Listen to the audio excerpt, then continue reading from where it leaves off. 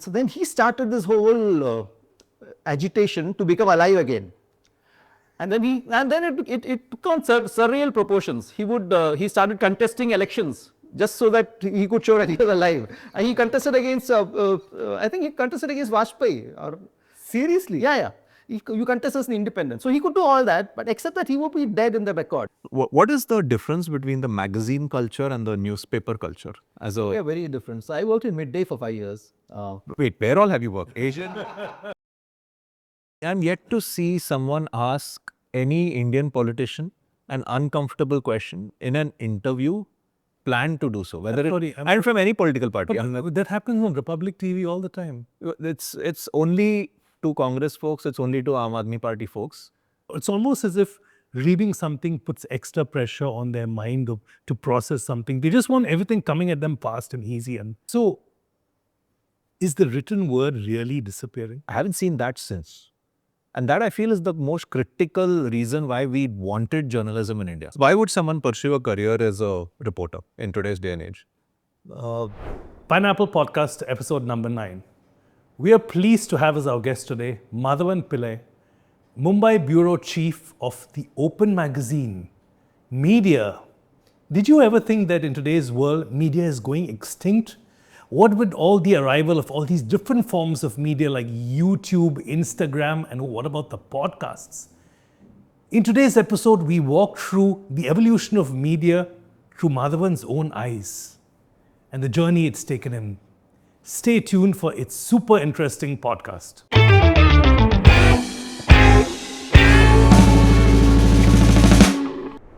Welcome to Pineapple Podcast, episode number 9. We are pleased to have with us today our guest, Madhavan Pillai, who's Mumbai Bureau Chief of the Open magazine. Now, I still remember 20 or 30 years ago when I first started reading the newspaper. Okay, I started reading much before that. You know, names like Illustrated Weekly, India Today come to my mind. But Open magazine, where did it come from? And Madhavan, why Open magazine when there was so many other publications to start with? Yeah, so before I start, a small disclaimer, whatever these views are my personal and not of the magazine itself. Having said that, I joined Open in 2008, about 6 months before the magazine even started. And I was with Reader's Digest then, and there was this new magazine which was coming up, and there were a lot of good editors there. So, and I was looking for a change. So Why were you looking for a change? Because at that point of time, my time frame for being in one organization was three years. And I didn't know that it would change so soon. So I have now been in Open for about, I guess from 2008 onwards, so about 16 years now. Wow. Yeah, it sounds like a lot. So Reader's Digest was great fun. It was a very nice place to work in, but it was a little slow. And I wanted to get back into slightly more news-driven current affairs magazine. And Open was a new magazine just starting. So What were you doing in Reader's Digest? What were your columns based on? in Reader's Digest was a really small team. So the way Reader's Digest worked is that the franchise belonged to India Today at that point of time, and we most of the content, there was a ratio by which you had to stick to. So you had to have about, I think, 60-70%, if I remember correctly, of the main international magazine. And the rest you could have in-house Indian content. So the Indian content was very low in that thing. So we'd spent a lot of time editing, and we would take months to do a story. But there had very good systems there. So there was something called as a fact check. So you take a story, and another person, a fact check editor, would go through each line, go back to your source and connect it. So those were things you could do in a magazine like that, which had a lot of time for production, or between the time you write an article to the time it's printed, and there was no deadline pressure. But it was a little slow. So I wanted to change at that point of time, and Open was just starting off, and it had a good team. And How did this offer come about for Open? I knew someone who had already joined Open in not from Reader's Digest, from Times of India. And So I asked this person that I was looking for a change. So he said, yeah, opens starting out. So I came and I met the person who was leading the bureau here. And yeah, it worked out. So I joined 6 months before the magazine started actually. And so those are like probably the best time of a working life where you can do the stories you want to and there is no pressure of it being read. So you create a bag and yeah, so that is a good time. And then the magazine started, then you get in the hurly-burly of it, Do you remember your first story? I don't remember the exact first story in Open Magazine.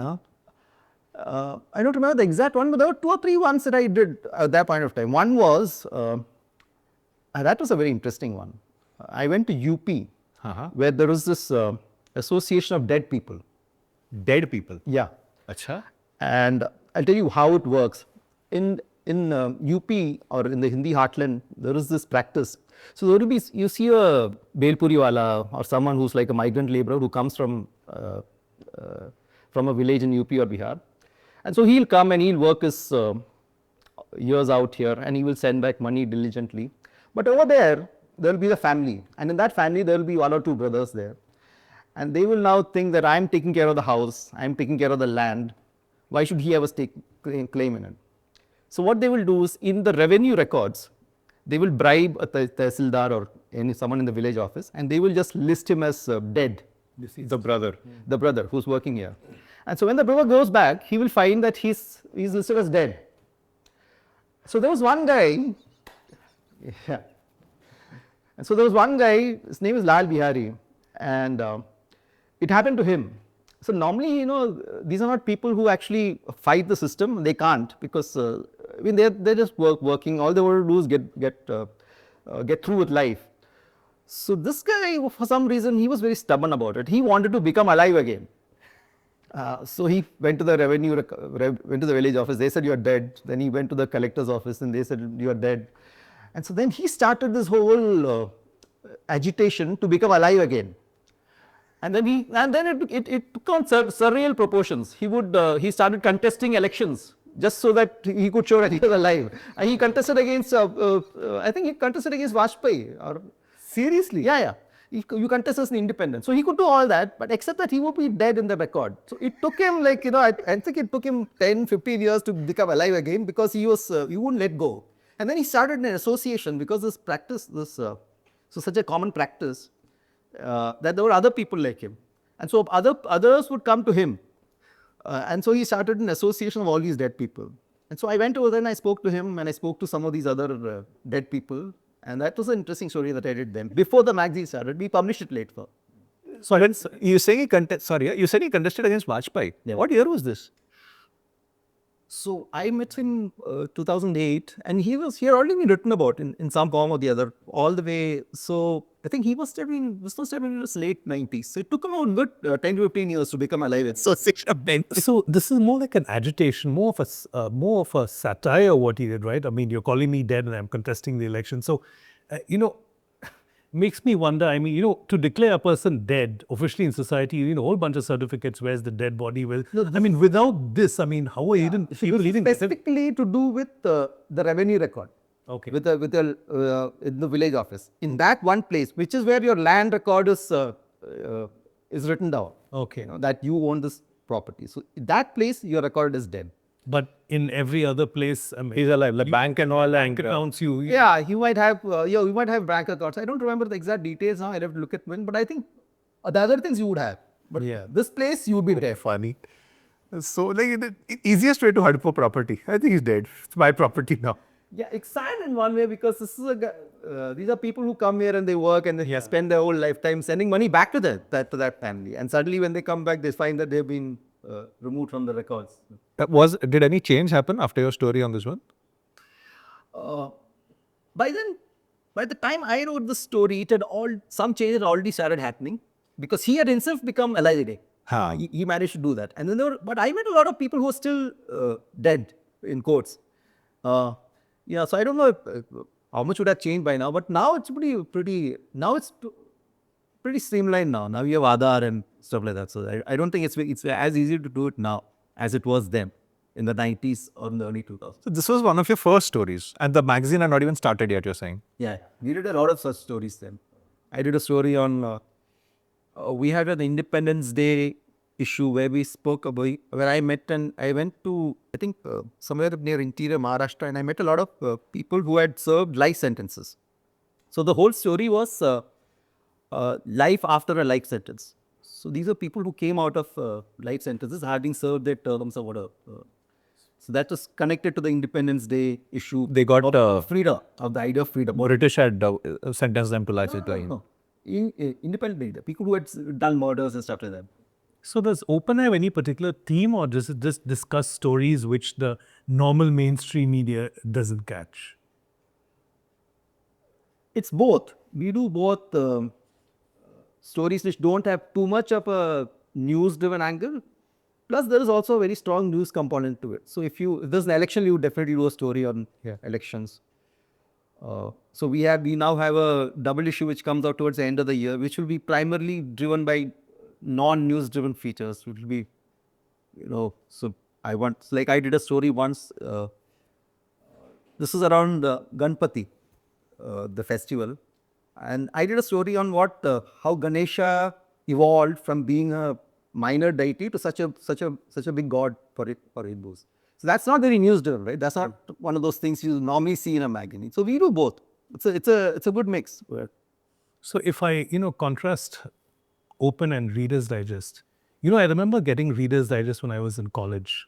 Reader's Digest appeared to be a very light, pleasing read. You open it, and then there's something for everyone. There's something for my aunt, something for my uncle. And I have to turn the pages. This is a very nice. And now what you're saying makes sense, because Reader's Digest didn't really have a fixed time. It would come once in 2 months, sometimes once a month. I don't remember it being very frequent. No, it's a monthly. It was a monthly. But the thing about Reader's Digest, it was supposed to be good news. It was supposed to make people informative, inform people. It's a happy magazine. It's not a magazine where you have dead people's stories. It's one of those things where you're supposed to like what you say. You're supposed to have a better mood after reading it than what you went inside. So it's one of the birth of the whole motivational speaking industry was Reader's Digest. People just want to hear good news. I don't remember reading any political story, in fact, in Reader's Digest. It's always these. It was very strict on the kind of stuff you wouldn't want there. Yeah. You wouldn't want anything which would be too much of violence or war. You could do it in a tasteful way, but that was not the central idea. So they've gone now, right? Reader's Digest, you don't hear them anymore. It's still there. It's still there. I thought someone bought them out. They're still around. So it's still around. It's still I think it's with the India Today group as part of their thing. If I'm not, when I was there, it was also with the India Today group. Before that, the Tatas had it. The Tatas were into a lot of things. They were also into a few publications. The Digest was part of that bouquet that they had. But it's still with India Today, and it always has a readership. It has a readership among students. Early, you would always find it outside doctors. Even today. Even today. So 6 months, so before 6 months, you're doing the Association of the Dead stories. 6 months in, the magazine is launched. Do you remember the first article you ever wrote? No, it's too far back. I don't remember. No, I don't remember exactly what. 3 years in Reader's Digest, but now almost 16 years in Open. Yeah. What was that big change in culture, do you think, that made you stay for such a long time? Because I was also getting older. And when you get older, changing jobs is a young man's obsession. And there was no reason for me to change. I mean, it was going smoothly. I was doing good stories. I could work in the way I wanted to. And there was no reason for me to change. I was not getting very experimentative by that time. Also, the media industry was also changing by then. So that was going to be my next question to you. Nowadays, especially in this recent election cycle, it's been hailed as the podcast election. So a lot of people are criticizing mainstream media. In my mind, you're not exactly mainstream media, but it's not like you're not mainstream media either. You have a weekly publication where mainstream media is daily new every second. Yeah. Do you think that we have now a podcast culture and mainstream media is not going to make a comeback? Or mainstream media is going to make a comeback, except it's going to be a very different mainstream media that comes out? It will be a very different mainstream media that comes out. About that, there is no doubt at all. whether, and it will be you take the New York Times. Yes, so they now have a really, it's supposed to be the best paper in the world. It has a massive army of reporters and editors. They switched over to online as a big part of their identity about 5 or 6 years back. They were late to it, but they managed to do that shift. Many others have found it difficult. But I don't think there is any option but to do that, because everything now is primarily driven by your mobile phones. The visual and the auditory, those are the mediums that are most dominant. Reading is not so much. I think of many of these mainstream media which survive will have to shift over to that. They're already doing it. There's no escape from that. The idea of the newspaper as something that people get up in the morning to read, I don't think that's going to continue beyond a point. Though there is something interesting that I've read is happening in the interiors of India. A lot of people have started becoming literate, and their first introduction after you become literate to a newspaper is to a newspaper. And so vernacular readership of newspapers are going up at that point of time. In which language? In Hindi. In the interiors of India? Yeah, in UP, Bihar. But that, I think, is a short-term thing. Eventually, even those people are going to use their phone as a medium for the news. You think it's short-term? Yeah, I don't think it's going to be long-term for too long for the written word as such. It will be there, but it won't be the dominant.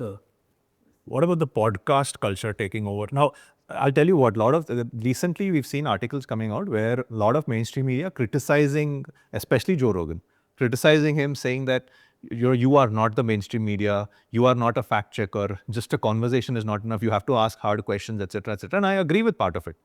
There are a number of times where a hard question needs to be asked. But then the counter is, are you guys asking hard questions? You can see some of the interviews. I'm not a Trump fan, I'm not a Kamala fan, but just as a neutral observer, the questions Kamala Harris got from her interviews and the questions Trump got from his interviewers, there's a massive difference. Yeah. Now, that probably a lot of the American public saw and wanted to move away from. Now, is that something that the mainstream media is dying, or that was just something where their bias was exposed and the mainstream media is fine as it is, it just needs to correct a bias? No, I think it's because the podcast medium has become much more important. I don't think it has much to do with bias as such. Joe Rogan's reach is much, much more than any publication in the US in terms of at least the numbers of people who listen to him. And that's just the world that we are in today. And it's also more interesting for people to listen to him than to read some pundit in a newspaper or in a traditional medium do it. Because what has happened is that this has happened over the last 10-15 years. There is this new form of journalism called opinion journalism, which has become much more popular than traditional journalism. And Joe Rogan is the biggest example of that. He has an opinion. We have an opinion. He has strong views. You might agree or disagree with him, but he gets people to talk for hours on that. And people like that. And that's even if you look at the Indian podcast scene, that's what is going to happen. Many of the Indian channels have already shifted to that 10-15 years ago. So I think that's the medium has changed in how public consume what they want to consume. In my mind, what I see on the TV, that is more opinion. So, for example, I know that if I watch Republic, I'm going to get pro-BJP news. It's just going to be Arnab shouting, and it's going to be pro-BJP. If I read the Telegraph, I'm going to get anti-BJP news. Yeah. Anything I read in the Telegraph, everything anti-BJP. So I see the bias and the opinions in the newspapers. Yeah. Most of the podcasters, maybe there are some Joe Rogan episodes where he's opinionated, but most of the times I've seen the podcast, it's more like he's asking, why do you believe what you believe? No, but if you take Joe Rogan, he's got a very clear idea of who he likes, who he does not like. He's very, he endorsed Trump this time. You take... but he didn't want to endorse him earlier. Yeah, maybe. But if you look at the kind of guests he has been having over the last 3 or 4 years, they're all leading towards the Republican side of things. Or if you take Jordan Peterson, he's also very anti-woke side of things. So it is they're all opinionated. That's why it works. You take Sam Harris, who's not, who antagonizes both the left, wokes, as well as the right Trump is. He's very opinionated. It works if you're doing it well. If you do it well. I get what you're saying. So most of the time you're saying journalism used to be, for example, today at Krishna's house at this particular time, Madhavankutty Pillai came to give an interview. The interview lasted X number of hours and the guest left after this. This is traditional news where they just give you the facts. And an opinion is Madhavankutty Pillai was unhappy at the entrance of the podcast because Mario was standing at another gate.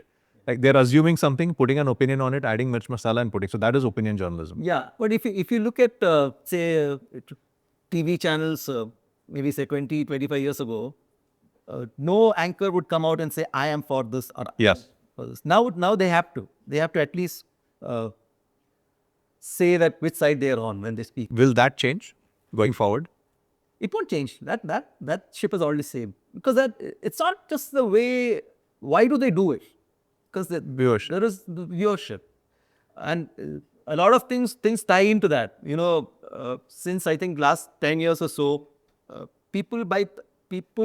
regular people are also more opinionated. They have a clear idea of what they want out of politicians or what they want out of politics, and that is a result of social media becoming a big part of their lives. It's all coming to you, and you're forced to be part of an idea or an ideology.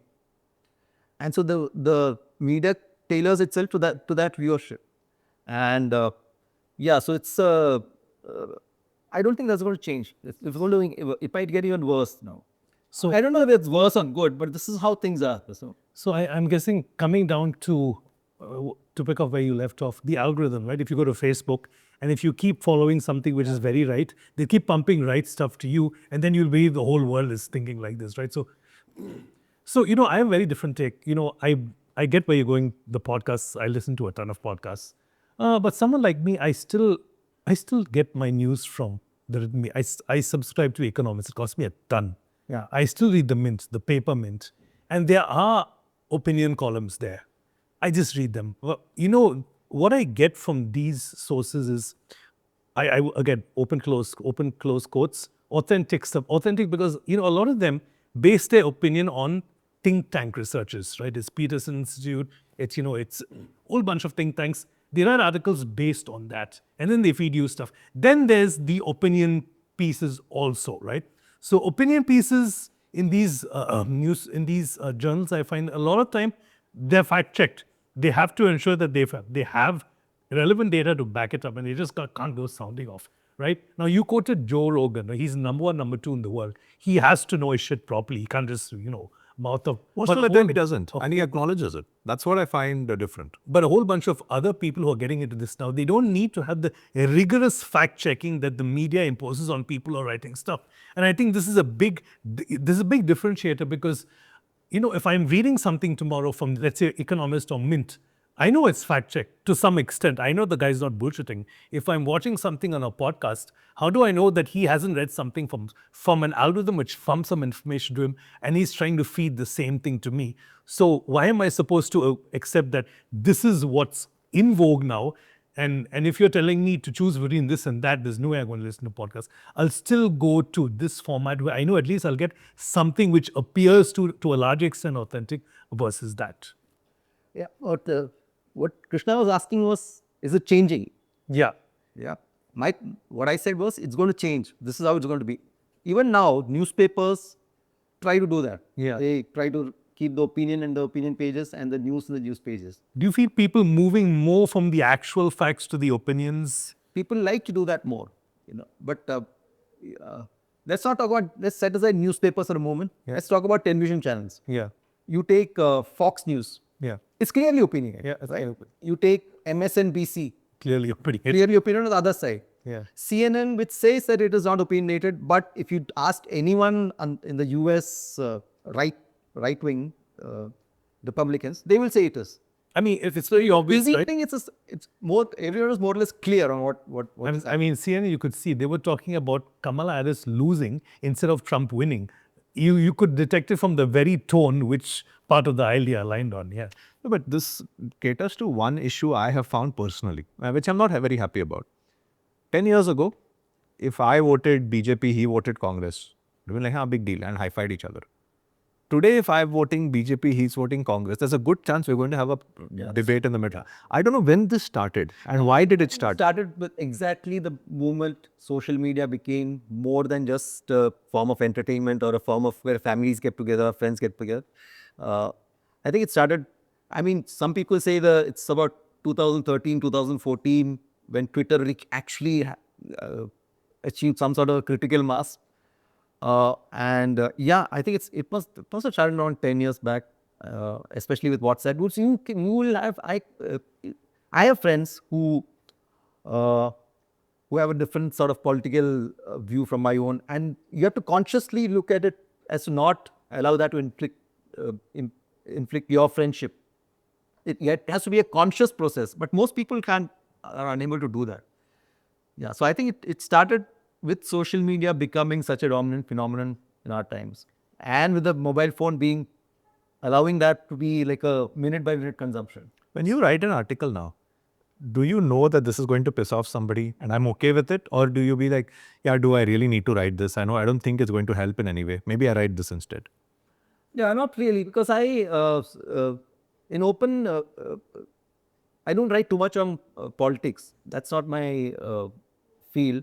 So this is mainly to do with political reporting. If you're into that, then it becomes a thing. But if you're not into a political report, But what's your field in open?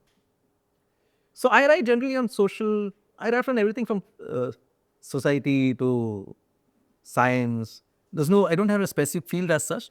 But we have a political bureau who works out of Delhi. So I'm not too much into politics. I would, maybe if there's an election, I might cover those story or two. But I'm generally not too much involved in the political writing aspect of it. So society, what would you cover in society, for example? I wouldn't cover anything. I would take an idea for a story, and then I would write on that. Let's say what? Let's think of what I did recently.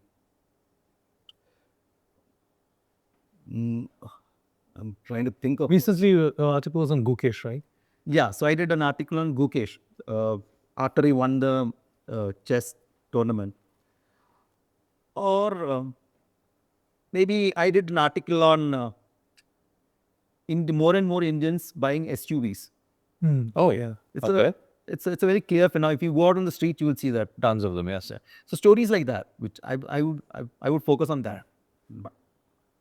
The writing skill. So one thing I try to tell people is if you want to be a good speaker, you need to be a good writer. In my mind, it's a given. Yeah. One of the easiest ways to get rid of ahs and ums in your speech is learn how to write. When you write, you're slowing down your brain, and pen and paper writing, not typing. Yeah. When you write, you're slowing your brain down and forcing it to concentrate on what you're writing. So the ahs and ums automatically go when you speak. You developed a writing skill well in advance, right? That's how you entered into this field. So when was the first time you saw that you could write, or who taught you how to write? Yeah, so in my case, it's interesting because I had not written a single thing till I joined. My first job was at Asian Age. Till I joined Asian Age, I did not write at all. Though my family. How did you get into Asian Age? So I was I just done my graduation, and my father had the small business of publishing directories, and he wanted me to get into that, and so I joined there. I also did a course in law. I started studying law, an evening class, and after 1 year, I realized that this is not cut out for me. I'm not cut out for business. So I was just looking for an escape route when I saw in Asian Age there's a ad for a sub-editors. So in an impulse, I applied. I just wrote to them, and they called me up the next day and they said, come for a test. And I went and I gave a test, and they said, can you join tomorrow? So I said, I won't join tomorrow. I'll join the next Monday. And I got it. And that's where I wrote my first articles. Who taught you to write at Asian Age? I think it was more or less self-taught. I don't think anyone taught me to write. So you write an article and someone will tell you this is wrong, and then you pick up on that. It's like a speech, right? You in public speaking, and then you will know the things to avoid. And so I learned it by a process of trial and error. But I also read some books. I think there was a book by Harold Evans. He's a very famous editor, and he has a series of books on writing and editing. So I read those, and so I picked it by myself. You know, one of the few things I've realized when I first started writing for a college newsletter and then for another newsletter is if you have editors that, you know, you craft what you consider the best work you will ever make. And they'll say 500 words and you'll give them 650. And then they'll take it and then they'll start wielding the knife. Yeah. And then they'll say, we publish your article, and then like, that's not what that's not what I want. They put up there, right? So that's not my article. So the cutting in is what editors do. And I'm guessing you've seen both sides of it now. Yeah. In Reader's Digest, we used to completely rewrite the article a lot of time because it had to meet exactly the standards of the digest. And so some of the writers would be annoyed, but it would end up being a better piece than what they wrote eventually. So I've been on both sides of the thing. So, but if I'm editing, I try to keep the writer's voice at least to the level it's possible. Unless the writer is very bad, then you have to rewrite it. But I try as much to keep the writer's voice in the article as possible. And most writers, you can do that. There's no. So when you said editing standards, what for the common man, what do we mean by editing standards? So Digest has this very, I had a very kind of, I won't call it rigid, but I had a very clear idea on what the form had to be in an article. It had to be, it had to have anecdotes. It had to have stories placed at various intervals. It had to be very true to facts. And so, and it didn't have to be too long. If I remember correctly, it was around 1,500 words or so. And you had to bring that down to, and we would ask the writers to write a lot so that, you know, you could bring it down to that level and get the best of that parts in. So and this is also what I've realized. So I read India Today, I read The Week, Fortune. Main articles in these magazines are long. Open's articles are comparatively shorter, I feel, when you compare to them. If I were to read the cover story in Open, for instance, it will be much shorter than a cover story in India Today or something. So the size of the magazine is a lot thinner than India Today. I'm not sure whether it's because there are more ads in India Today or more pages with fancy graphics, or whether it's just that you all have decided to keep it simple and short and relevant. I'm not sure. No, our actual articles are pretty long. So it will range between, say, like Open has 3 sections. One is the front of the book sections where you have smaller pieces. In the middle of the book is where you have the features. And they would typically be somewhere between 1,500 to 2,500 words, which is the standard for all magazines. So I don't think it's shorter than India Today or any other magazine. The first time I bought Open, I think I almost got it for free. It was free with something. I was very surprised because the magazine was quite good. It had, I think it had a massive article on Linux and Linus Torvalds. The first time I picked up an Open magazine. Yeah. And I read it and I saw it was almost free. I got it for free, I think, with a newspaper. Yeah, that must have been some promotion. We were free during COVID. At that time, we didn't print. It was free. We used to send out PDFs, I think. Otherwise, it's a paid. Yeah, now it's paid, obviously, but that was the first time I read Open. It had a big article on Linus Torvalds, along with what all he had done and what this was happening, what this was happening. And I saw Linus Torvalds, I picked it up thinking I'll read up a little bit on Linux. That was the first time I read Open. And since then, if I see it on the stands, I pick it up. But I don't think it's very expensive. It's probably, I think, what's the price right now for Open? Actually, I don't remember. I think it's on 30 or 50. Yeah, it's not expensive. You can pick it up and I think at the airports you can get it for free. They at least in Bangalore airport, I saw a few magazines kept with the newspapers where you could just pick up the magazine and go and walk. They weren't charging for it. It was surprising. There were quite a few magazines kept. There was Autocar. There was I don't know if there was Open. There was India Today. There was, and I don't think there was Economist. There were some magazines that were just kept there. Pick them up and you can go read. And airports, you'll find a lot of these magazines and newspapers which are kept. What is the difference between the magazine culture and the newspaper culture? Yeah, very different. So I worked in Midday for 5 years. Wait, where all have you worked? Asian Aid, I was just barely there for about 6 months or 6 to 8 months when I joined Midday. Directly from there, okay. Yeah, I was there for 5 years. Then I joined Indian Express Business Publications. They had these trade magazines catering to the travel industry, the hospitality industry. And they also had a magazine for business travelers, which is one of my main focus areas. And over there, I was there for 2-3 years, and then I joined Reader's Digest, and from there to Open. So you were telling us about Midday, the magazine culture versus newspaper culture. Yeah, the newspaper culture is a day-to-day grind. Your content is relentlessly coming in. You have numerous reporters out in the field sending in copy, and you're editing those copies. You're making the pages. It's like a machine. It has to keep on rolling every day. You were an editor in every job? Yeah, I was. I was on the desk. Desk. Yeah.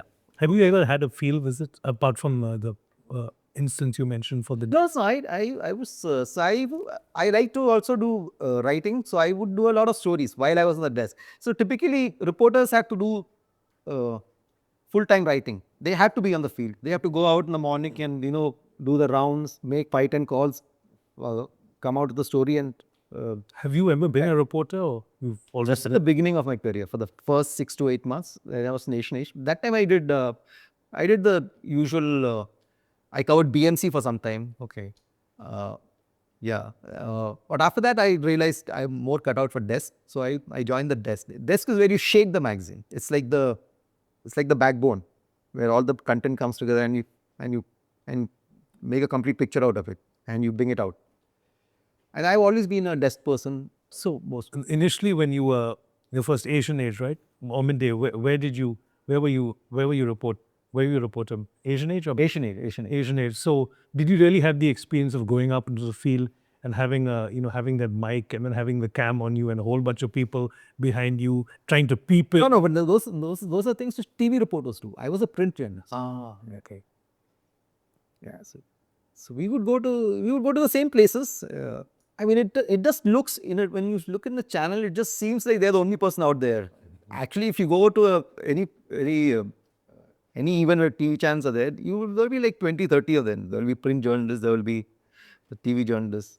So it's like a small crowd of it.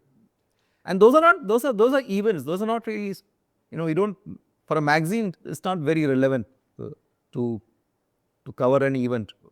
We are looking more at feature stories. So if someone launches a car tomorrow, that's not a story for us. Our story would be, what is the car telling us? And then do a story on that, a feature on that phenomenon. That's how we magazines would look at it. What's your take on the blogging industry? Because blogging, when people start to write, and a lot of time, bloggers like me, I mean, I was about to ask, why are you asking about blogging? Go ahead. Plug your blog. Inspiration, right? We look at, this is the places I look. How are actual editors writing? What's the format? What's the structure they write? And this is how they frame their arguments. And so you read multiple magazines, and you slowly start thinking, and you slowly start writing like that. But the way people actually blog today is very different. The whole way they interact with the audience in a very causal, conversational is very different. Do you see blogging, like what he said, blogging as an actual threat to the written? Oh, not at all. I mean, I don't see the written word being a threat to the written word.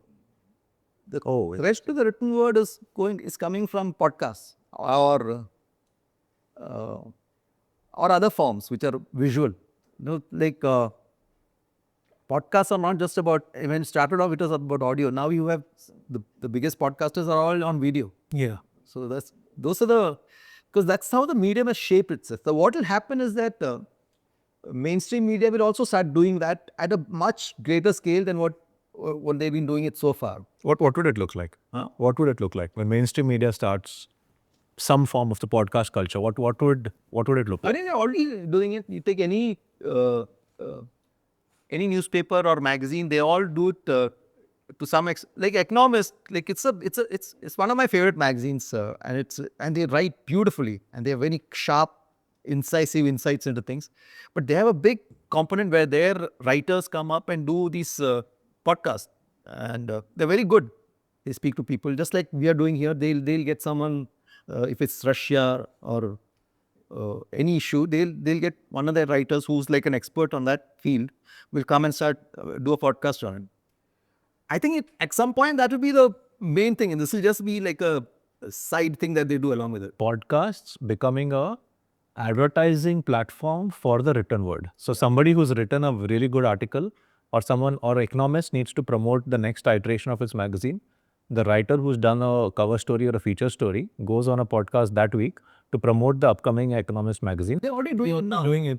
So now, even Indian magazines and newspapers have started doing it. So the Economists, they've got like 5 or 6 Economics Intelligence is one. Yeah. They've got 5 or 6 podcasts. Now, I started listening to them in COVID and they were all free. At one point in time, I didn't need to read the Economics because half the stuff was appearing here. Then they realized that now they're charging for podcasts. Yeah. So they're charging, if you want to listen to an economics podcast now, the intelligence, if I get, that's still free. But the other ones, you'll have to pay. You have to subscribe and you can. They missed a trick there. They should have kept it free and charged for the Economist. That's what they do. They charge for the Economist subscription and the podcast comes along with it. Okay. So, is the written word really disappearing? I don't think it will ever disappear. Even if you're doing I don't think it will disappear completely. It will be there. But mediums change. Historically, mediums will always change. And it's, there's no getting out of the fact that we are now, because of the factors that we are surrounded by, say, the mobile phone or God knows what's going to happen next with VR, and it's definitely going to change. With this, how long will it take? We don't know. It might take 10 years, might take 20 years, but we are right now thinking about cars that fly or automatic cars, but you still find tangas if you go in. Things don't go out of relevance immediately. It will take a long time, but it will happen. It has to happen. And you don't even know what's going to come next, right? AI, it's too much to predict anything at this point of time. What you can do is meet it as it comes. So here's what I've been hearing, and you blog. So we have so many blogging platforms. There's Medium, there's HackerRank, there's LinkedIn, and now you have on some of these platforms. LinkedIn now has places where you can shoot video, right?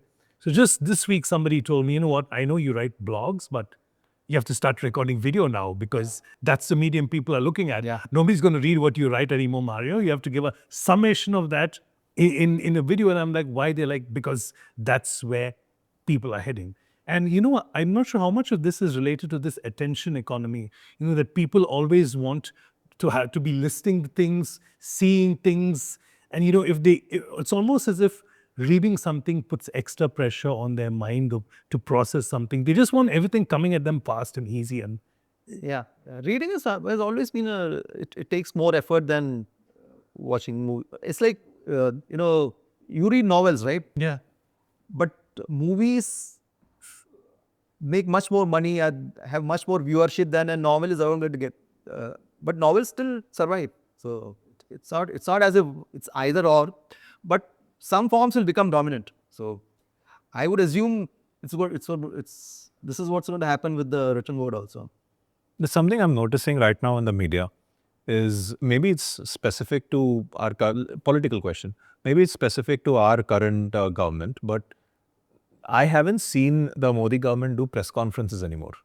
Now, is that a governmental issue, do you think? Or do you think media itself, we don't, like I remember with Manmohan Singh for a while, there was this massive event where about 55 journalists were invited to a 7 RCR role, and they all of them had a question, and it was a proper press conference where he had to answer. I haven't seen anything like that happen for 10, 15 years now in India, where you have journalists doing a press. One of the things I like about journalism is most journalists are interested in making the interviewee uncomfortable.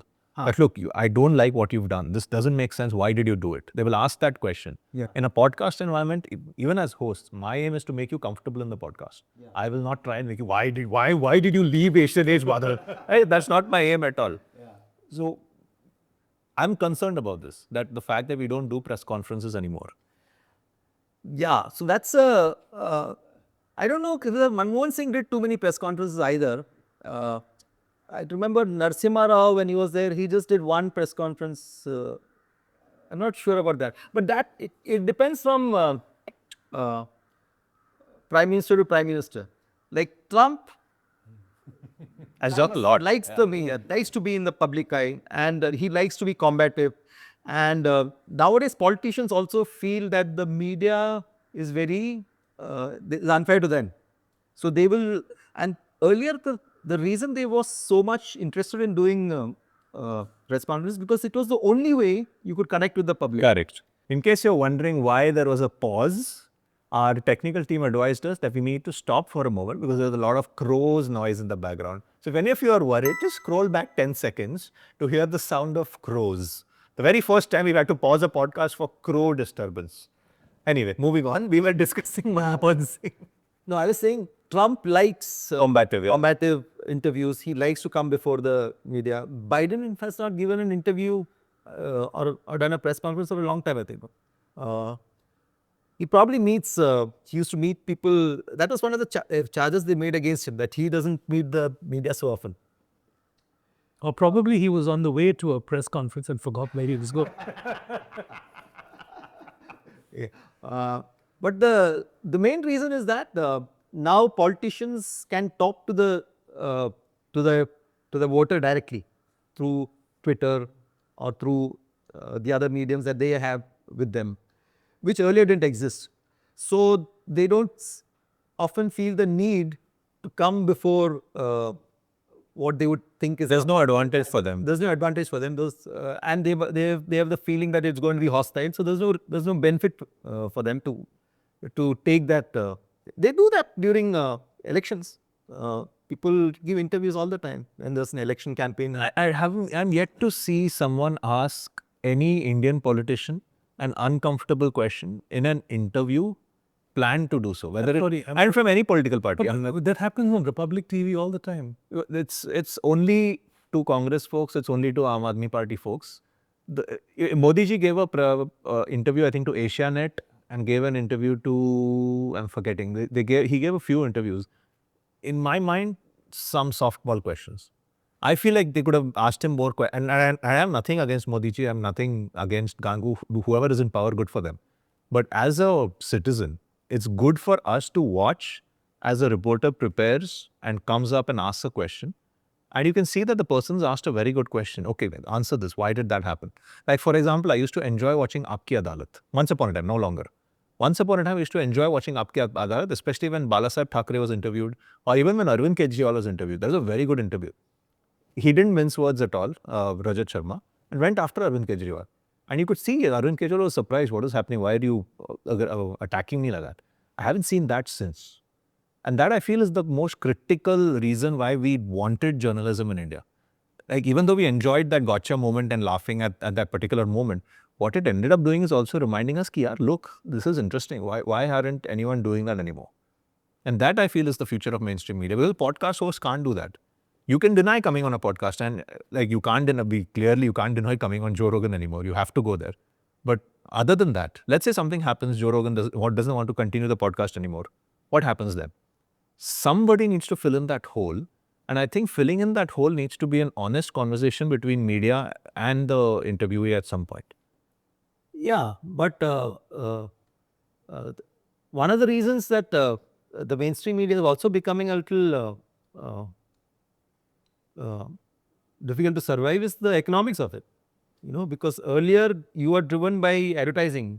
Now the same advertising is being shared by companies like Google or Facebook. So the economics doesn't work out, then you have to, like, say, I'll give an example of newspapers. The cost of producing a newspaper would be double, triple of what your subscription pays for it. And you have to make up for that using advertisers. Correct. And if your advertising money is being split away in an entirely new medium, which you have no capture over, or which is based in, say, San Francisco, then you're going to struggle. So for mainstream media, if it has to fill in any vacuum whatsoever, it has to become financially viable in the first place. And that economics, no one knows at present how that's going to happen. In the future, they might find out some way to how they will, with maybe their own podcast or whatever. But till then, you're going to have this problem of how mainstream media can survive. And you're right in saying that no one has a solution, because in my mind also, I thought, should the government control mainstream media? No, I can't trust anything the government controls. Should a private person control? Then it will be fully tilted, like what happened with Rupert Murdoch. Should it be independent? Then how will they make money? Crowdfunding is an idea, but it's not. There's no concrete way of how you're going to do it. The print is a new medium that I'm following. There's a show called Cut the Clutter with Shekhar Gupta. I like watching that one. But what Shekhar Gupta does is, look, I don't want to belong to any media house. So if you subscribe, that will help me keep the show going. So please subscribe. Please. There's news laundry. Yeah. So they say subscribe. Your subscriptions will help us, etc., etc. Crowdfunding seems to be the way mainstream media can survive, but I still feel like that's desperately trying to clutch and try to stay alive. Yeah, but that might be I don't know. Now it's not possible in India at least, but maybe 10, 15 years down the line, crowdfunding might be Quite a few agencies do crowdfunding. You know, there's this international journal is called The Intercept. Even Guardian, right? A lot of times you subscribe to Guardian, they'll say, please donate $5, independent journalism. And a lot of people have questioned Guardian whether they're actually independent, although to a large extent. So I think crowdfunding has been done internationally. I'm just not sure whether from the Indian context. So if you don't understand like the economics of it, then what would be the future for me? Then it will be having to just listen to multiple podcasts. And one podcaster was almost. You can do both. You can. I mean, you can also you'll get your newspaper. You'll find some balance there. You'll find opinions and podcasts. Why would someone pursue a career as a reporter in today's day and age? Considerably lesser people are doing it now than they used to earlier. Yeah, it would be a tough call to do. Lots of people get into it from idealism. They want to change society, and but that's. I don't think in terms of say making a lucrative career as compared to anything like engineering or medicine, this is the place you want to be in. But that was how it has always been. You came to newspaper media for reasons beyond just money making. At least that's how you started off. Yeah, so I don't think there's any great incentive for but you know what, people to come to. You know, I think now you have these people called citizen journalists, right? They go out on their own to the field, they speak to people, they get their own take, and then they come and write as if they're actual reporters, and then they get a lot of people following them, and they call themselves citizen journalists. Yeah, which is also what's happened is that some of these people have really, you might call them influencers of people who generally do opinion journalism, but they have phenomenal readership. So at some point that might not be a bad thing at all, because if you have, like, say, there's some very interesting news agencies which cover rural villages. Now ordinarily they would have no hope of making too much money, but when the mediums change, when they can reach out to a larger audience, and people will find interesting stories, and stories are good stories anywhere, whether it's in a city. But right now they have no access. Earlier they had no access beyond that limited, say, a rural their area of what do you call it? Influence. Influence was. Now things like that might get an additional fillip. They might become more sustainable. Future of mainstream media is no more central media houses controlling the news. It will be more democratic, citizen journalism, and everyone trying to make their own money as opposed to trying to draw salary from it. Yeah, but there will always be central newspapers, central media, central organizations also, because if you want a TV channel, it requires capital, requires a lot of investment. So you will have these big houses, you will have these small houses. It's like always how it has always been. There will be lots of players there, and it will just be more economically viable than earlier for some of these players at the fringes. So how do you decide on a good story? Like, let's say you have a few ideas. How do you, what is that trigger point, that tipping point that makes you feel like, yeah, these are ideas, but this is a story. Let's go with this one. Yeah, some of them you have to do it anyway, because it's too big an event for you to not. Fair. Like, say, Elections, yeah, okay. Otherwise, you look at, is there something beyond what the headline is telling you? Is there something which is more interesting that you can find out within that headline? And then you go towards that. So what example can I think of some event, then I can give you an. The dead people association. What triggered that it was a story? So that I had read as a small snippet somewhere, and then I just felt that it had no news peg at all. There was nothing current happening, but I just thought it'd be like an interesting story to do. That's why I did it. So. And how does it get selected? So do you have to go and pitch it to your editor saying this is a good story? So so you go to your editor and you say you want to do the story, and and that also depends from editor to editor. Some editors like very news-driven stuff. Some editors like very current affairs. So, and some editors like these offbeat items. So the editor that I had liked these offbeat items. So I did that. Our wavelengths matched. You've been a writer for a while, but you said that you're not a reporter in the sense you're not on the field as much. Yeah. You like being on the desk. Yeah. How much does public speaking come into play for you as a writer? Do you need to stand in front of your editor and pitch a story? Do you need to speak to the person who's given you a story to tell, no, this is not up to the mark? Or when does public speaking come into play for you? Not really. In my field, at least, public speaking does not come into play at all. Except when I'm doing interviews. When I'm going out to do a story and I want to do an interview, then that's for the only time. Otherwise, this is essentially a written medium. I don't have to, most of the pictures that I make or when I suggest to my editor for a story, it's on email. There's no, public speaking is not such a big... On email. So you'll send a story to your editor saying, I've done this, let me know what you think, and that's it. Yeah. Do your editors usually ask you to rewrite columns? No, not Never. मतलब you've reached that level कि नहीं मेरा तो नहीं करेंगे. Not normally, no.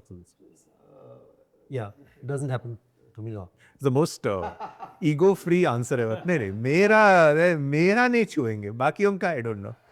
मेरा नहीं छुएगी. But that's also because after you work with someone or with an organization for some time, you already know what are the places that you need to focus on. So if someone was to send you an article, let's say a new person has joined Open, they're sending you an article. What are some things you would look for and be like, यार ये topic ही अच्छा नहीं है, यार इसने ये topic का कचुम्बर करके. Yeah, so it's like a very Okay, wait. How about if I send you an article, since you've seen my articles? What kind of things would you? So you write a lot on AI, right? Which is a very interesting topic for magazines. But your most of the articles you write are your views or your ideas on what it should be. But if you sent a pitch to a magazine saying that I will do a feature story, I will report on this, I will speak to these people, this is a new thing that so like let me give you an example. Last week, OpenAI came out with Sora. Yeah. You can now make a video out of nothing, right? Or just by giving a prompt. Now, if you took that as a context and if you sent a pitch to an editor saying, what does Sora mean for India? You have to make it relevant, and you have to say, these are the people I'll be speaking to. This is what my story will contain. How you will Indianize it, its implications. A lot of publications will be interested because it's very current, and not many people within regular reporters would have the domain knowledge to write on it. Okay. So if I was doing, I would do the same. I would pitch it in the same way to my editor if I was doing. Make it relevant okay, so instead of giving your views, how does it apply to the person who's reading it? So let me take another angle shot of this. How much of today's news, storytelling, the way you report news, has sensationalization got to do with this? And I'll give you the background, right? So I subscribe to another online magazine, a good one, I'm not going to mention the name. And whenever there's some breaking news in tech or AI, I see these very clickbaity titles. OpenAI releases latest model. What is Google going to do? Or Microsoft is, it's always one up versus one down. This very, very clickbait. And then you read the article, they're throwing a lot of facts, but then they're also throwing a lot of, in my opinion, falsehoods. How is this company going to survive? How are they going to? So, you creating that sensation, the same thing you show on the news channels, now you're bringing that to the written word. It's almost as if, and I think today, people look for this, right? Yeah. This article has no sensation. It's just facts being reported. Boring. I don't want to read it. Oh, they're making it interesting for me, although it may be a ton of, hypothesis tossed in there. I don't care. It's interesting to me. Let me read till the end, although it may be full of, made up junk, right? So how much of this is present now? So I think, if you take a mainstream media, magazines or newspapers, if you take the published version of it, it won't be too much of that. You take any, except for, if you take the entertainment section, they might have it. But otherwise, the physical paper won't have so much of sensationalizing. In online, everything goes. The same newspaper, we should be very careful about what they publish on the page. Online, they have a different set of dynamics. I don't know why that happens. I think it has a lot to do with search engine or optimizations and stuff like that. But online, it is almost thought that it does not have to be held to as high a standard as the printed thing, which I think it's kind of problematic, because if it's the same brand name, then you have to look at the. But even if you take news channels, like Instagrams of television channels, it'll be ridiculous stuff. It'll be some child grows flower which cures malaria, stuff like that. And they would not put things like that in the channel itself. But online, you would see a lot of these clickbaity stuff. Is there a hierarchy of reporters? Like crime beat gets respect, page 3 gets laughed at. Is there a hierarchy of what type of reporter you should be? Yeah, I think political reporters get a lot of respect. I mean, that's like a. And do you have to be in Delhi to be a political reporter? If you want to be, in Bombay, then you need to. You don't need to be in Delhi to be a political reporter. You can be but if you're in Bombay, you'll be reporting on the state. Right. Most political reporters would at some point want to do national level reporting. And that's the place to be in if you want to be a political reporter. Unless you want to be limited to the state. Many of them evolve. They go. Some of them don't because they like to stay here. But that's a place to be. Political. What's below political? As in below, as in. I don't think there's anything below. What gets less importance than political? Crime beat, maybe? Yeah, crime gets a lot of. It's easy to publish because newspapers get to get fit. All this applies to newspapers, not magazines, right? So newspapers need to get filled, and crime is an easy source of stories. Some of the others are business, finance. Like if someone covering BMC is not is a very important beat because that's like the lifeline of the study, but it's not such a glamorous beat as you would say. Like entertainment is like a good beat for many people, like covering films, etc. Health, not such a fashionable beat to have. Crime is more glamorous. Politics is more glamorous. Most Sports is something which also people like to do. If they like, and sports writing is actually really good writing. Some of the writers in sports are the best writers. Boria Mazumdar is there, and yeah, not just in lots of. Some of the writers are great writers in sports. They always have been. We have. Yeah, when I was in MADia, our editor was actually a sports person. Or Ayaz Menon. So Ayaz Menon was your editor? Not Menon, Maiman. Maiman. Yeah, he was the editor when I just joined. Who are some of the famous personalities you've had the privilege to meet as part of your job? So my job does not involve so much meeting famous personalities and such. I have, even if I meet them, it's only for like one interview. It's not like I'm friends with them. But yeah, that way I've met some film stars occasionally. I think I've interviewed John Ibrahim once. Recently, I interviewed Nikhil Kamath. Oh, you interviewed him? What's he like as a normal person? Yeah, I just interviewed him for an hour. So it's a very cool guy, chilled out guy. Very exactly how he is in the podcast. Yeah, very well spoken. Yeah. Most of the so we keep making fun of the Gen Z. We keep making fun of them that not the same work ethic and stuff. But I am surprised how many people between the age group of 25 to 37 are massive entrepreneurs with a lot of money who started their own. I think this is the time I've seen the biggest chunk of such people. I don't think I've seen it when I was growing up.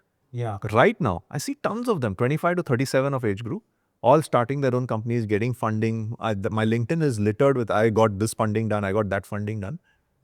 Yeah, but that's also because we are at that stage in our growth. Kind of, yeah. Of India's growth. You're getting a lot of capital, but I don't know how much of them work out. So if for every Zerodha that becomes such a huge success, I think 90% of all startups That is true. actually fold. That is true, but that is true everywhere. It's not an India problem. I think that is true everywhere. But there is always that one which goes 30. Yeah, it's true that a lot of young people want to start off as doing some sort of a business. If someone were to consider a startup in the media industry, let's forget startup. Right now in the US, Trump is going to be sworn in on January 20th. Yeah. And this entire election cycle has exposed that he is anti-mainstream media. And I think in my mind, to an extent, American people have stopped trusting the mainstream media. So now these 4 years, I feel are a turning point. And usually India follows what's happening. A lot of the countries follow what's happening in the US. What do you think the mainstream media is going to do now for the 4 years of Trump administration? Are they going to change or are they going to be the same? No, but it's not true that the American public has stopped trusting the mainstream media. You take New York Times; it has got some of its greatest readership now. Now? Yeah, and you know what happened when the Trump was elected the first time? CNN, which Trump used to again and again bait and speak against, it actually there was an increase in its readership. Really? Religious? Okay. Yeah, because the more Trump was against it, the more people started seeing it. So it's not necessary that just because Trump is elected and he's against the mainstream media, sometimes it's the opposite. It becomes more relevant because of. Do you think that will happen in these 4 years? It's quite possible. It happened last time. I don't know if it'll happen this time. This time, but something interesting has also happened this time. Like you take Washington Post, which is against Trump, then they did run an editorial. They did run an endorsement because I think the Bezos didn't want to antagonize Trump. Even LA Times, its owner, refused to Endorse anyone, yeah. Yeah, so I mean these pushes and pulls will keep happening, but on the whole, I don't think mainstream media is becoming irrelevant in the US at all.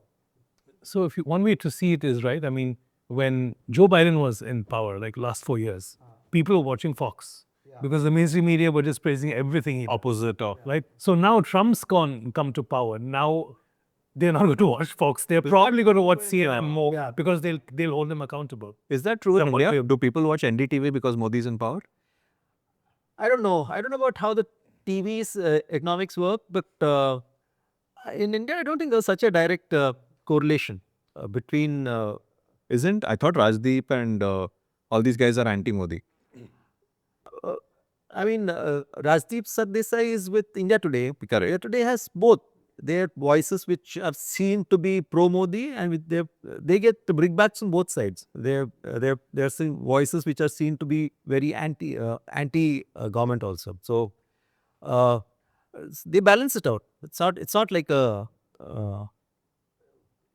they speak only in one voice. What are your opinions on First Post Palki Sharma? That's the one news I've started watching recently. Yeah, I've not seen. Not seen. So she was a new journalist with Vion. And she had a show which was, I think it was the precursor to Cut the Clutter. She would take a topic and spend 15 minutes breaking down that topic fully. So I used to watch that very religiously. And she left Vion and came to First Post. And she does this very India-centric, like something that I've not seen other people do is when someone tries to denounce India, she will praise it and say, who are you to say anything? I haven't seen anyone take that stand against foreign news correspondents previously. For example, this whole Canada thing, she's gone full anti-Justin Trudeau in Paris. It's quite, I mean, a lot of these Republic TV Times now, they all do that. Now they started doing it. Yeah, they used to do it always. I mean, in fact, I think some of them started it much earlier than... So she's not pro-Modi, she's not anti-Modi. Thus far, she seems to be a very centrist. Check out her First Post. Every night, 9 p.m. she has her show. Yeah, I've not seen the show. I'm aware of her as a journalist, but I've not seen the show yet. Yeah. Thus far, I watched that show religiously. What is happening? And she seems to be getting a lot of traction. So she is one force in India where I'm seeing she and Shekhar Gupta I'm seeing the views steadily increasing in their respective channels. And I'm seeing a lot. And whoever I have spoken to, small sample set, whoever I've spoken to, all of them are saying we don't watch Republic anymore. We don't watch Times Now anymore. We can't do it. We never watch. We'll watch a clip on Insta, but that's it. No, but it has a, so those are anecdotal, right? If you look at the actual ratings that the agencies do, Republican, they all have great viewership. But the big viewership is in the Hindi channels. It's a phenomenon. So, in your opinion, right?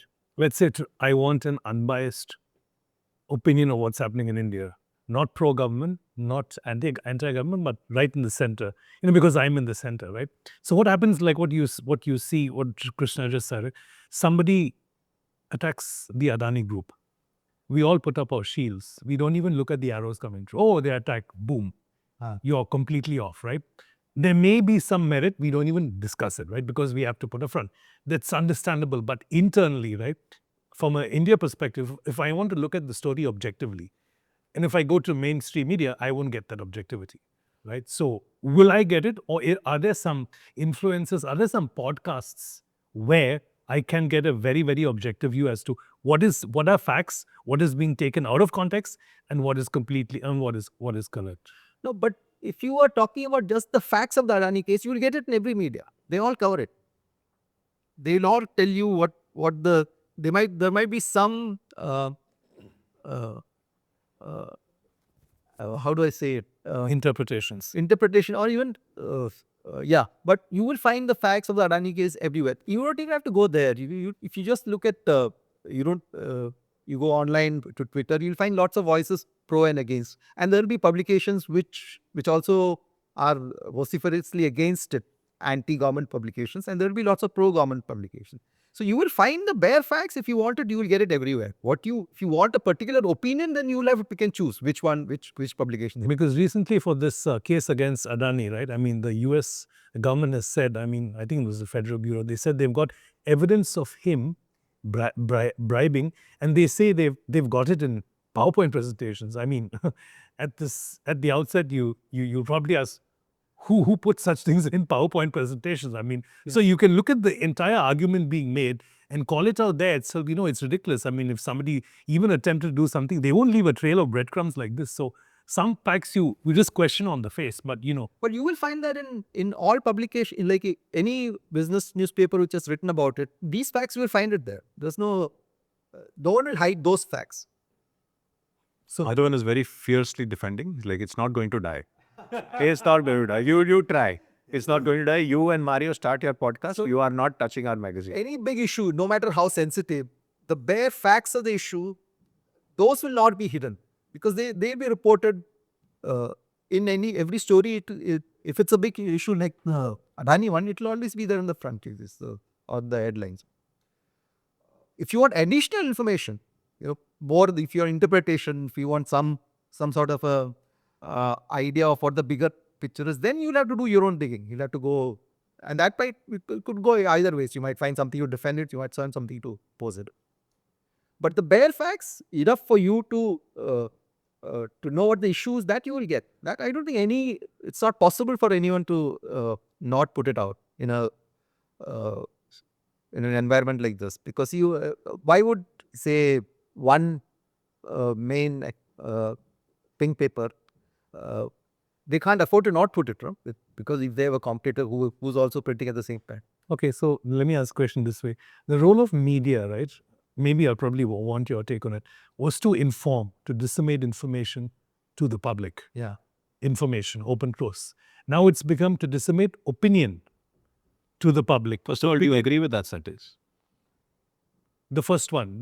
Is it to disseminate information only, or opinion laced with information? So the role of media has always been, you would have typically in a newspaper, you would have, I'm not talking of the last 20 years, I'm talking of even before that, you would have the news pages where the information would be there, and you would have the editorial pages where the opinion would be there. So yeah, the media always had a role in which they would have opinion. What has happened now is that the opinion has, and this is not true of newspapers, this is more true of news channels. Opinion has taken it over completely, and that's because people want it. That is what sells. Also, the other thing I remember it because a long time back we had a very is an editor. Now he's no more. Who came to one of our we had an offsite event and he came and I was very struck by something he said. He said that why do you think in television channels you always find these 4 or 5 people arguing with each other every night? He says that's because it's cheap to do so. If you want to create news or to report on news, it's a very expensive proposition. You have to send people out to gather it. It's much more easier to do it to call 4 people in a studio and to have them debate each other. So that it's also Economical. it's economical. It works. Those The four audience, people will have the facts. They'll debate each other. They'll get prime time viewership. Yep. the audience wants it. They like it more. They like the drama more. So it works for them. So if you want information, I don't think there's any lack of avenues today. You don't even have to, which is what lots of people have already realized, and they're moving away from it. You can get it online. You can get what the Prime Minister's office is doing right from the Prime Minister's office. They put up things on their website or on their Twitter handle on what issues are being talked about. So you don't need to rely on a newspaper as in earlier times they used to do. No, but how much information can you get from people who are arguing on a channel, right? I mean, there's how some of it will be facts, some of it will not be. I mean, are you saying people have started getting information this? People get now. So you're talking about an age which was like 30 years ago when and newspapers only play very good reliable information. With most people consume or used to consume their information on Twitter. You know that every journalist gets most of his at least the first information on each subject from Twitter because lots of people are talking to each other. There is the very source of the information. I will like say you want anything to do with courts. There are these court publications called Live Law and Bar and Bench who report it, and they would have links to judgments. You can go over that. So those are things you didn't have earlier, the newspapers. So you have information. You just have to know where to look at, and it's all available to you now. Only thing is there's too much of it. You don't know how to filter it out. Information is there. And opinion is, to my mind, opinion is a form of people who go to news channels don't go for information, they go for drama. That's I mean, it's not as if some of the English channels broke new ground. They were just borrowed it from what is already happening in some of the Hindi channels earlier, and that was because the viewership reflected that. You still have, this is fantastic. I really like this some of these online news channels. Like say there is one called the Lallan Talk. It's very nice. They have very good interviews. And so there are these avenues where. What are some newspapers you would recommend that people should consider reading these? Some news channels you could recommend, some shows online you would Apart from the Open? We will definitely read the Open. Other than the Open, Yeah, I should read Open. I think the Times of India, if you want a lot of everything, that's the newspaper to still go to. It has always been that newspaper. If you want information, you would always get it there. Otherwise, what I do is I have this ad called Magster. yes, Yeah, you pay a little bit of amount for a year, and you get all the magazines. Yeah, most magazines and newspapers over there. So that's what, and then you. I mean, I think now we are at an age when you have to use sort of your own intuition to pick out what you like or what you like. And if you are an opinionated person, if you are aligned politically, then go for it. I mean, there's nothing. You pick and choose the publication you want. Who are some of the editors you've met? Any good old time? Let's say Kushwant Singh. Have you got the privilege of meeting Kushwant Singh? No. I have never met him. I have not met Kushwant Singh. I don't. My first editor was, I think, Ayaz was there as an editor. Then there was Akar Patel was. Oh yeah. And then when Reader's Digest, there was this two very good editors, correct? Ashok Mahadevan and Mohan Shivanand. Akar Patel was quite anti-government, anti-establishment when I started. He was a part of the Mint. He used to write for the Mint. I think he's column. Yeah, he had a column and then I think he stopped writing. What's his name? Akar Patel. I don't think I read. But for me, I started with Tamal Bandopal. Tamal Bandopale, yeah. That was, I read, even now I read him as whenever I start. Yeah. Yeah. I like economic news a lot, so I do read economic. Most of the news I consume in the morning is economic. So what is the future for Mother? Where would you? I'm guessing this is not your last job. Is there a dream interview you still have to do, or is there a? Are you considering moving to Delhi and becoming India head? No, not really. I like to do what I'm doing now. I write all things that I like to. Yeah, so I'm quite okay with. Dream interview? Do you have one? A dream interview? So not right. One person that I'd like to interview is Warren Buffett. So Huh? yeah, 'cause those are like characters you don't find now. Because it really is people who have a lot of wisdom and an attitude to life, which they bring into a entirely different field. In his case, investment, and that it works because of that that sageliness he brings into it.